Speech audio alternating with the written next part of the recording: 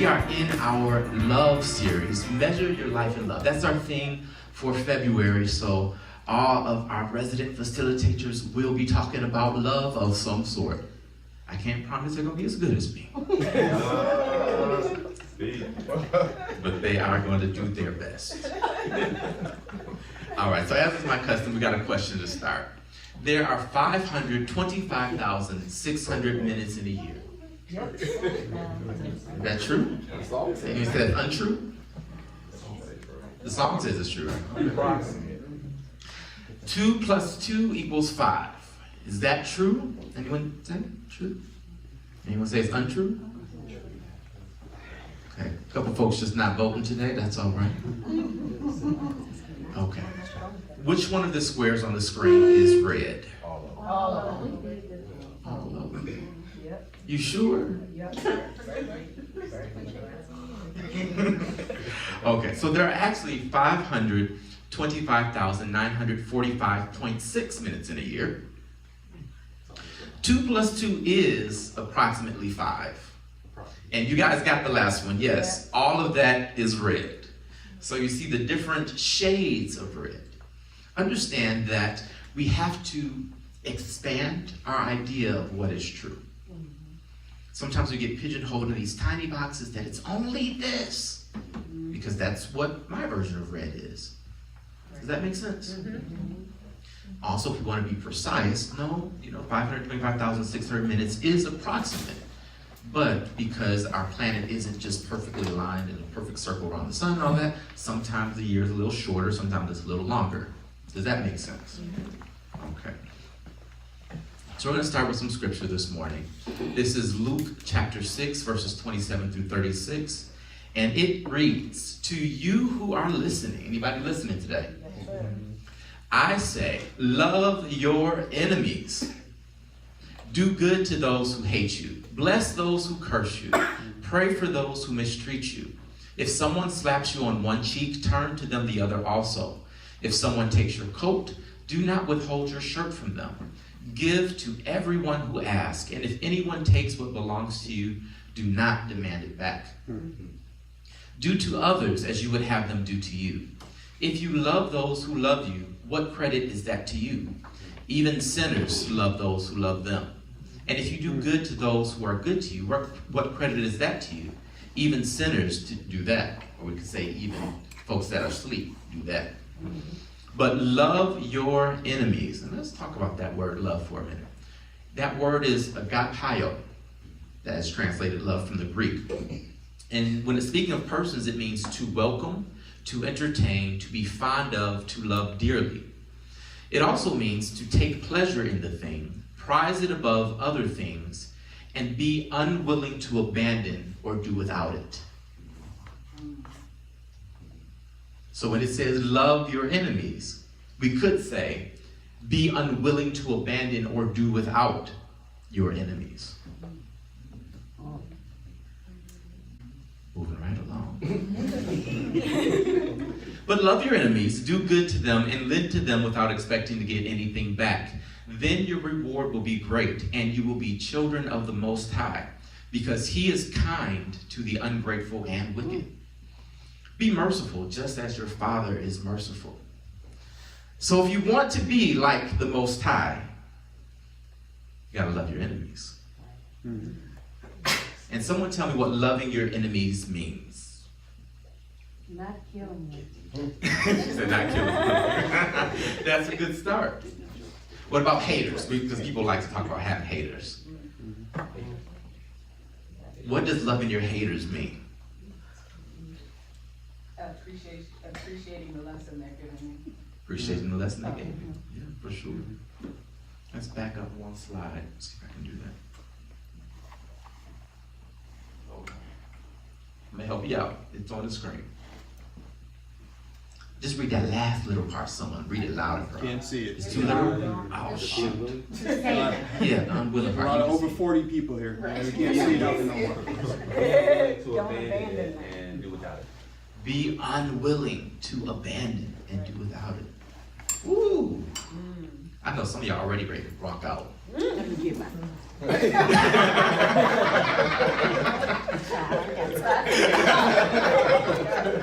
it's a figure, you gotta use the figure, you know. All right, so let's talk about the Bible really quick before we get into the meat of the message. So when we look at the Bible, there are certain things that, misnomers, we have to first kind of demolish in order for us to really get anywhere. We've been taught a lot of bad things about the Bible, but these are some of the big ones that I think are most important for us to understand. First, understand that Bible is the English form of the Greek name Biblia, meaning books. So the word Bible itself is plural in meaning. So when you say, I believe the Bible, it's equivalent to saying, I believe the library. Because it's not a book. It contains 66, 73, 80, or 81 books, depending on which tradition you come from. So as Protestants, we typically have the 66. I guess we don't like to read a lot. But the other folks have more. The Bible is not monolithic. It was written by about 40 people over 1,500 years. Some of those people do not agree with each other. But they're all in the Bible. The Bible. There are two major divisions, the Hebrew scriptures and the Christian scriptures. This is traditionally known as the Old Testament and New Testament. We try to avoid Old and New Testament because when we say Old Testament, that's kind of anti-Semitic. It's disrespectful to our Jewish brothers. Make sense? It is not assembled chronologically. So Genesis isn't the book that was actually written first, even though it shows up first. Similarly, the first gospel is not the one that was written first. It just shows up first. Okay? Last thing I'll mention is it is an ancient library of poems, letters, and stories. Humpty Dumpty sat on the wall. Humpty Dumpty had a great fall. All the king's horses and all the king's men couldn't put Humpty back together after all. Yeah, I made my own version. That has meaning to it. It's not true. There's no Humpty Dumpty. But we can still learn from that. Does that make sense? So when you approach the stories in the Bible, understand that even if they're not literally true, which many of them are not, hello somebody, then you can still take away something that's extraordinarily valuable. Is that fair? Can that be our basis for our talk today? Okay, perfect. So we are going to go through this, measure your life in love. We have three main topics: self-love, other love, and divine love. We may or may not get through it all, because I'm holding myself to the time, but I kind of can reword it this way. Love yourself first, toxic people, and alignment, not exchange. Those are three topics. So let's start with self-love. This is Mark 12, 30 through 31, and it's Jesus speaking. He says, love the Lord your God with all your heart and with all your soul and with all your mind and with all your strength. The second is homios, or like it. Love your neighbor as yourself. There is no commandment greater than these. So why did I put that random Greek word up there? Homoios. Because we know the word homo, right? Same. So these aren't two separate things. These are not different topics. Jesus was asked, what's the greatest commandment in the law? And he answers with two answers. But in the middle of that, he's saying they are the same. So loving the Lord your God with everything you have is the same as loving others. And what does it say? As yourself. Now let me ask you a question. If something happens at the same time as something, does one or the other come first? So as kind of implies simultaneously, right? So love your neighbor as yourself. Now we can look at that and say in the same way as you love yourself. Sometimes we don't love ourselves so great, right? But if we just take this out there a bit and say at the same time as you love yourself, then this whole idea of self-love now automatically includes other love. Does that make sense? When Jesus was asked about this, he is very explicit about what the Torah says. Later he says, I give you a new commandment. And he says, this commandment is the only thing I do. Love others the way I have loved you. Which, I'm gonna be honest with y'all, that's a little deep. Because Jesus died. I don't know about you, but I kind of like not being beaten. Many spiritual gurus and self-help experts preach that to love yourself, or that to love others, you have to love yourself first. It is true in the same way that 2 + 2 = 5. There is a realm of truth to it. It's approximate. Does that make sense? 2 + 2 is approximately 5. And to love others, your cup has to be full, approximately. Okay? Remember the Thank You Next MasterClass? This is what I'm trying to build on that so that you can understand that we're not trying to be pigeonholed. Well, Will said you got to love others first, but I love my. You see, I'm not trying to have those kind of semantic debates. Okay. Here's where we're going. There are no others. That's where we're going. So the greatest act of self-love is the act of service to others. That's the greatest act of self-love. What does the world do? It revolves, right? It's a cycle. Cycles of self-love we have been experiencing are making us believe we need more self-love. Why? Because we have been convinced that in order to love others, we have to first love ourselves. How do you feel when someone puts you second? As you love yourself is as you love others, not after you love yourself. Self-love cannot be separated from other love, because what you do to others, you ultimately do to yourself. Let's keep moving. So love others, right? Oh, theirs, over theirs. Get it? This is Galatians 6:1-2, and it's Paul speaking. He says, brothers and sisters, if anyone is caught in a transgression, you who are spiritual should restore him in a spirit of gentleness. Keep watch on yourself, lest you too be tempted. Bear one another's burdens, and so fulfill the law of Christ. Ooh.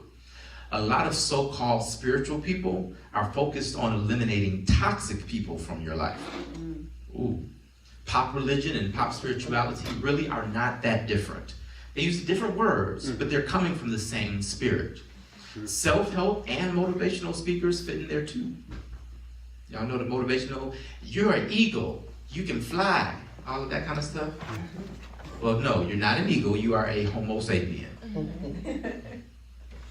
They say things like, if your circle can't fill in the blank, or if you can't, I went to a church, this is the honest goodness truth, I made notes because it startled me that much. The pastor said, if you can't text someone and ask them for $500, you should delete them from your phone. Because they're not able to help you. At a Christian church. Ooh. Now understand, there is a measure of truth to that. The people that are in your circle should contribute to your life. They should bring you joy. They should be good for you, right? But if you are spiritual, then the people in your life aren't there to serve you. You are there to serve others, if you're spiritual. I mean, if you just want to be whatever you want to be that, but don't call yourself spiritual. Let's keep moving. Loving others. Love relates to others in a way that is forgiving, nurturing, and supportive.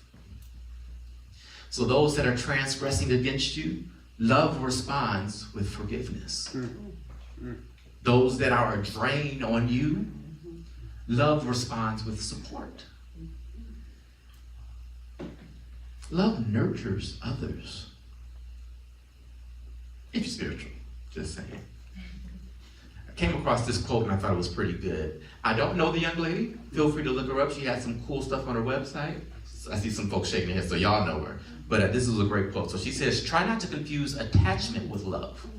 Attachment is about fear and dependency and has more to do with love of self than love of another. Love without attachment is the purest love because it isn't about what others can give you because you're empty. It is about what you can give others because you're already full. A lot of what we think is love is just attachment. And we shouldn't be attached to anything. That's a whole nother talk. So let's move on to divine love. I'm already coming down the home stretch, so I'm proud of myself. All right, this is John. Actually, it's 1 John 4:12 and then verses 18 through 19. If we love one another, God abides in us. Now we can stop and rest on that for just a minute. If we love one another, God abides in us. Woo! You mean God is in you? If you love others. Yeah. And what was that love though? What did love refuse to do? Abandon. So if that love that we're called to won't abandon, never run out, never fail, will God's love ever fail? No, God will never, ever, ever abandon you.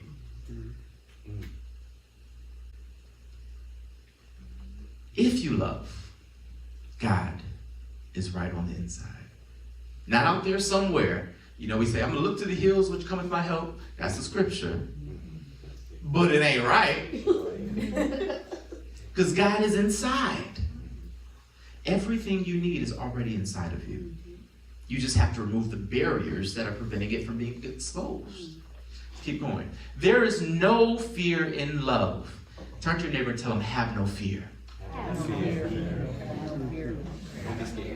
There is no fear in love. Why? Because love has to do with punishment. But love that is perfected casts out fear. So if what you are experiencing breeds fear, then you can be assured it is not love. Hello, somebody. But you're supposed to fear God. Well, this right here, the same Bible you read that from. Which one is right? You gotta fear God because God can strike you down. Well, if God is unwilling to abandon or do without you, then how could he strike you down? Have you ever thought about that?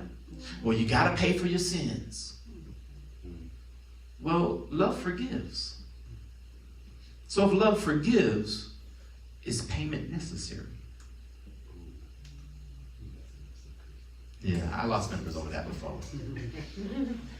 We love because God first loved us. So God is the source. We're the offspring, but we're not separate because God is in us. So God loved first, and that's why we're able to love, because we are out of God, out from God. We're the God kind. So understand that the secret to all relationship is alignment, not exchange. See, we think that I have to give to get. No. That's not how it works. When people are truly aligned in their purpose, in their priority and intent, then they're able to be in relationship. If the purpose is to be in relationship, then winning an argument's not the priority. Then being right isn't what matters. If you want to be in relationship, then the workability of that relationship is the priority, not your ego being fed. And I would even say not your needs being met. See, couples get in trouble when they try to one-up each other. Well, you did this, so I'm going to do that. And it works both ways, like with the good and the bad. Well, you cheated on me, so I'm going to cheat on you twice. It works both ways. Well, you gave me a diamond, so now I got to get you a Ferrari. No, that's not how this works. It's about alignment, not exchange. That's good. So relationships that are based on exchange are not gratifying because we're never satisfied We're not ever meant to be satisfied, if we want to be honest about it. We're unlimited beings, so how can we ever be satisfied? We can be content, but we can never be satisfied because that's not our design. Why is the universe still expanding? Because it's not satisfied. Does that make sense? Love is not based on exchange. Love is above exchange. Think of a mother and a child. Got a couple moms in the room. Mine is here. When the child is in the womb, the mother loves that child. What has the child done for the mother? Make us say the nauseous. The word I was looking for is exist. But I guess tired and all of that. Understand that the relationship is based on the mother's love for the child. Her joy is centered in her child's happiness. That's how all healthy relationships work. It's not based on what that person is giving to you. Because that baby, for many, many years, can't do anything except receive. And what if all we did was receive from God? Instead of trying to be soldiers in his army, what if we were children in his lap? Just saying. So you guys have seen this before. Divine love, really quick. Divine love takes no position or label. It is universal. Therefore, it is possible to be one with another through love because there are no barriers. Labels create barriers. I'm a this, you're a that. So now we have to be tribal. I had a Facebook post this week that went kind of crazy. I said, I'm all for love and not barriers. And people were like, we need a wall. 200 something comments later, I'm just like, okay. But what happened? They didn't even think about what was actually stated. They got into their tribe and had to defend what they believed in. Even though if you actually talk to them, they know. I won't say that, I'm sorry. We're behaving today, we're learning. Yes. So the reason we say God is sovereign is because God is love. Love isn't influence, and it's not influenceable. Love is. That's it. In fact, love is that which sustains all that is. Nothing would exist if love didn't give it life. What does love get in return? It doesn't, because its existence isn't dependent on the other. Love isn't a my will versus thy will endeavor. In pure love, all wills merge. Well, didn't Jesus say, not my will, but your will? Well, yeah, that was merging of the will, because he was already in progress. It wasn't my will is separate from my Father's will. He already said, I only do what I see the Father doing. But when you're truly operating in love, the wills merge. You don't lose anything, but you gain everything. Does that make sense? So God being sovereign means you can't convince him to love you. You can't buy God's affection. You can shout, dance all you want to. Doesn't change God. Might help you lose weight. All right, let's keep moving. So level of consciousness. You guys have seen this chart before, and I've kind of broken it out a little bit more for this one where you have some dimensions and things. If you are a drinker, like alcohol, you've heard of that called liquid courage, right? If your vibrational energy level is kind of below courage, that alcoholic beverage will lift your vibration up. Marijuana is in the 350 range. So that's why so many people that smoke marijuana are like enlightened. Because their vibrational frequency is raised with the marijuana. I am not promoting weed, by the way. That is not what's happening here.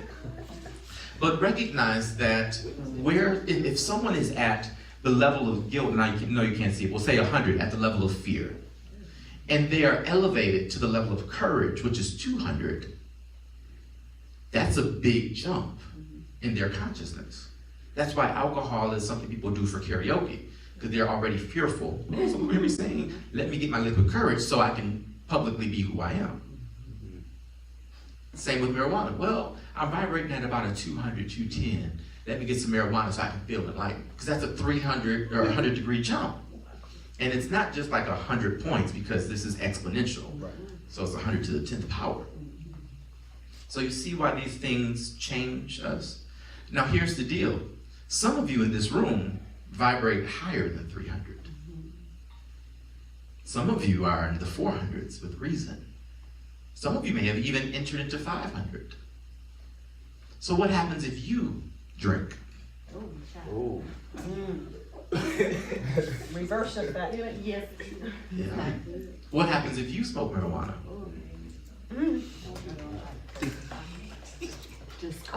Something sounds like they tried it. Understand, I'm not condemning either of these things. I enjoy sweet wine. Gotta be sweet. Gotta be sweet. I have never tried marijuana. I don't plan on it. But I'm not against it. Understand that.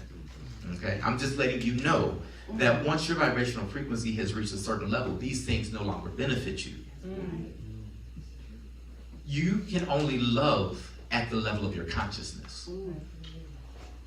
And so if you're already vibing at 400 and you take yourself down to 2, then you may end up in anger and violence and poor choices.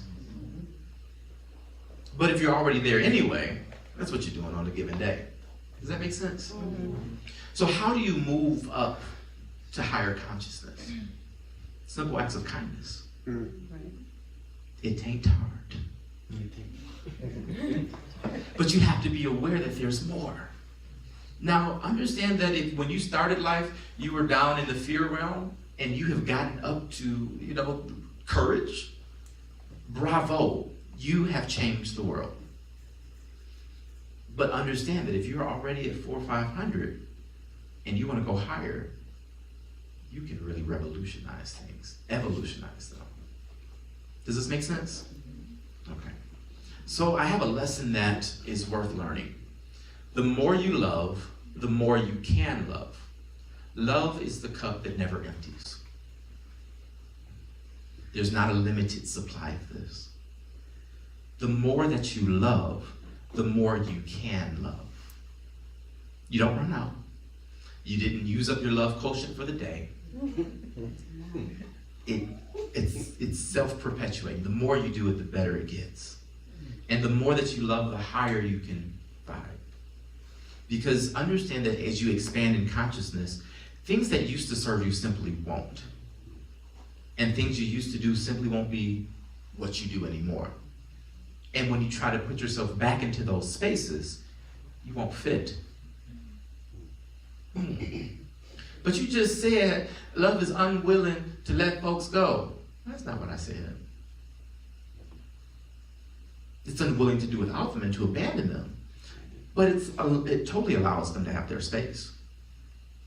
Because when I'm talking about things that are at the 500, 600, 700 level, if we have someone in here at the 200 level, they're going to be like, this guy is crazy. Use that word, heretic. Because all they've known is all they know. Does that make sense? All right. So this is our lesson worth learning. You can jot it down. We'll share it on Facebook, all those good things. But I got a couple conversation questions for us today. Then we'll break out into our groups. The first one is self-preservation working in our world today? This whole, I gotta look out for me first thing. Second question is, can I truly love from a distance? Partner with, how do I enact loving boundaries? Can I truly love from a distance? Is that possible? Last question, is God perfect? Am I? So we'll talk about that. Worth learning? Yes?